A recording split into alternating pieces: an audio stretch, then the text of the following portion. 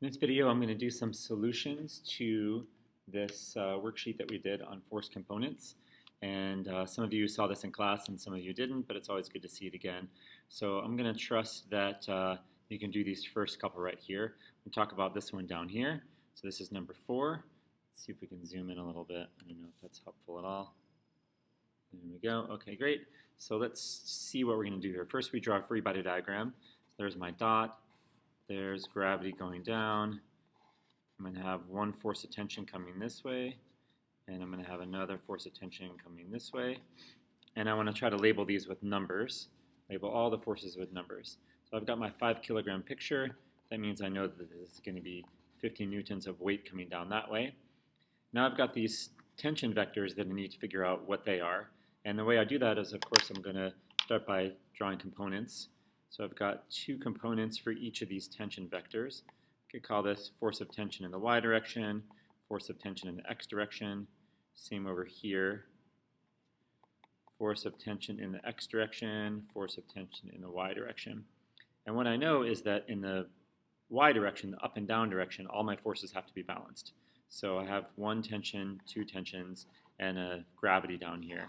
If I was going to be a little more formal about this, what I might write is something like this. I might write the sum of the forces in the y direction is 0. This means equilibrium right here. I can choose the positive direction as up, so I'm going to have force of tension in the y direction plus force of tension in the y direction minus my force of gravity is going to give me 0. Now I can plug in numbers into here. Of course, I don't know what this is, but I can write this as 2 force of tension in the y direction minus 50 newtons equals 0. And then, of course, I can break it down and say the force of tension in the y direction has to be 25 newtons. So you don't have to go through all that formality just to get to this thing right here. If you can see it, that's great. So this is 25 newtons, and this is 25 newtons. And you can see things get a little packed in here if you're not paying attention to what's going on. It's hard to fit everything in on your free body diagram. 25 newtons. Of course, this now makes this 25 root 2 newtons, and then this one's also 25 root 2 newtons. So that's how we're going to do that one.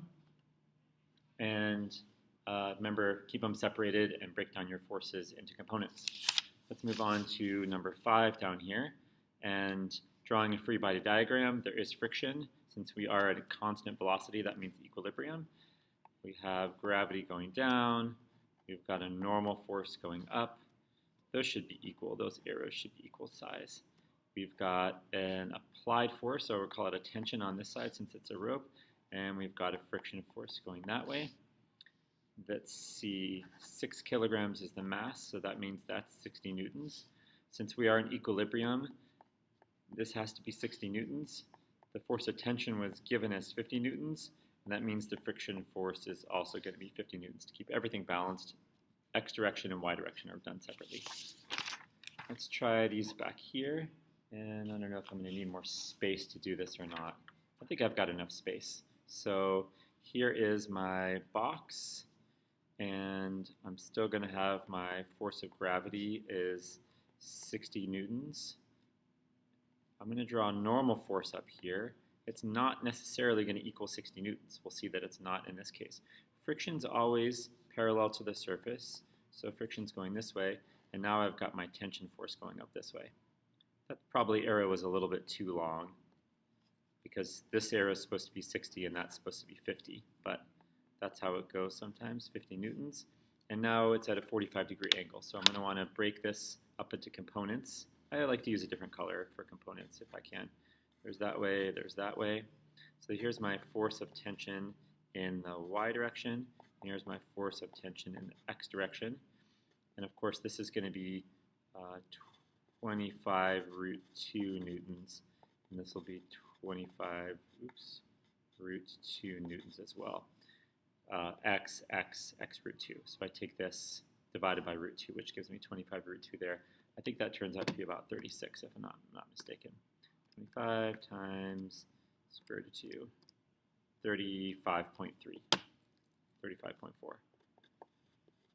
I'll just call it 35 newtons, and I'll call that 35 newtons as well. So now I can actually start to label some other things. I know that the friction force has to balance out with this force of tension in the x direction. So this one now also has to be 35 newtons. And in the y direction, I've got normal force, I've got FTY, and I've got gravity, and those all have to add to 0. I could be more formal about it like I did in the last problem, or I could just notice that if I add my normal force plus my 35 newtons here, so this one, normal force, and this one, this is going to have to equal my 60 newtons there, so my normal force is now going to be 25 newtons. Good? So that's how that's going to work. So notice how the normal force does not necessarily equal the weight, because this rope is starting to pull up a little bit. If you imagined just grabbing a rope and pulling up slightly just in the upward direction, which is what this part is doing, then if this was on a scale down here, the scale wouldn't read the 60 Newton weight anymore as you started to pull it up. Even if you're not picking it up off the ground, you're just lifting it up a little bit. Okay, so I'm assuming that you can try this one and do it on your own and get whatever answers you get to. Let's move on. Let's move on and talk about ramps, inclined planes. And you got a chance to watch that video. I'll just show you how these are going to go. And I will get another piece of paper out over here to get some space. So for this one here, bring that all back in. We have a box of 20 kilograms at rest on an inclined plane. And it doesn't really matter which way you draw your ramp or anything like that. So I'm just going to go ahead and draw it this way. Hopefully that's the same way that I drew it in my examples and the same way that you did it, or ramp could be going in the opposite direction. There's my box. And of course, if I'm going to draw a free body diagram, I'm just going to end up with a dot instead. So there's my dot for my free body diagram. I've got gravity going down like this. I've got a normal force going this way.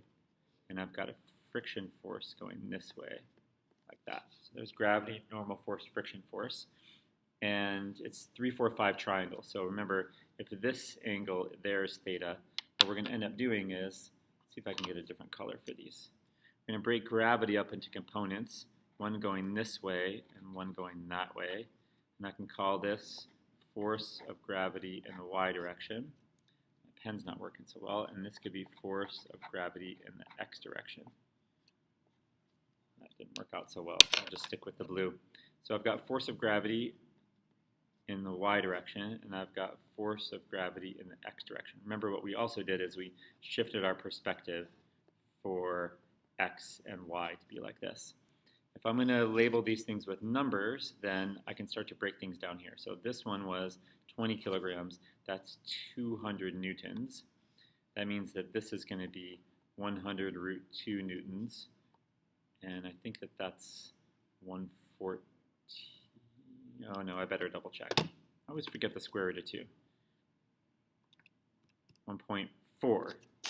Right, so this is 140, not 114. Sorry about that. 141, that's what I meant. 141 instead of 114. And this one's also 141 newtons. Bring those back in for you. There you go. So I've got my force of gravity in my x direction is 141 newtons. My force of gravity in my y direction is 141 newtons.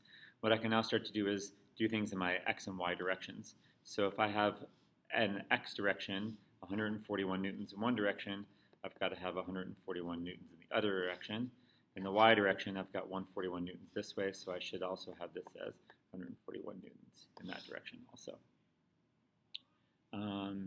Of course, I totally messed that up because that wasn't the right angle. I'm just looking back at the problem and I see 37 degrees right here. So let's assume that that was 45 degrees instead. Oops, I made a mistake.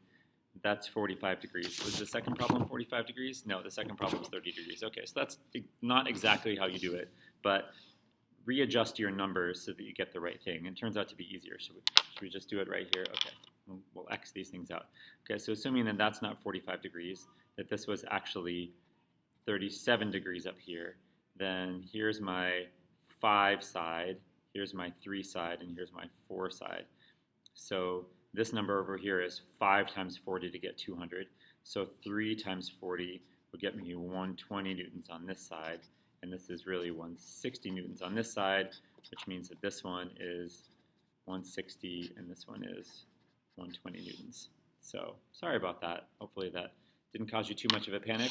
And then this other question, you can really do the same way. Just break it down and then just try to do the angle in the appropriate way. Hope that helps.